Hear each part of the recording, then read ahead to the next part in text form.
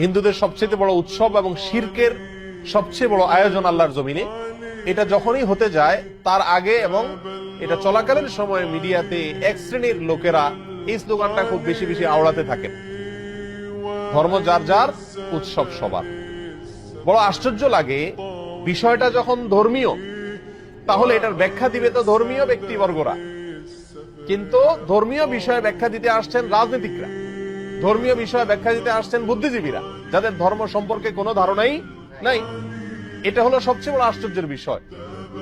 একজন মুসলিমের জন্য হিন্দুদের দুর্গাপূজাতে কোনোভাবে অংশগ্রহণ করা জায়েজ কিনা, অনুমোদিত কিনা, এ বিষয়টি তো সিদ্ধান্ত দিবে ধর্ম বিশেষজ্ঞগণ, ওলামা একরাম, কারণ বিষয়টা ধর্মীয়। অতএব এটা হলো একটা আশ্চর্যের বিষয়। দ্বিতীয়ত হলো, এই স্লোগানটার মতো অন্তঃসার শূন্য, অযৌক্তিক এবং হাস্যকর আর কোন স্লোগান হতে পারে না।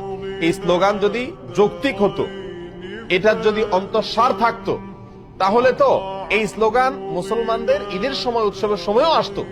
বলা হতো, হিন্দুদেরকে আহ্বান করা হতো, তোমরাও আসো, দোনো ঈদে অংশগ্রহণ করো।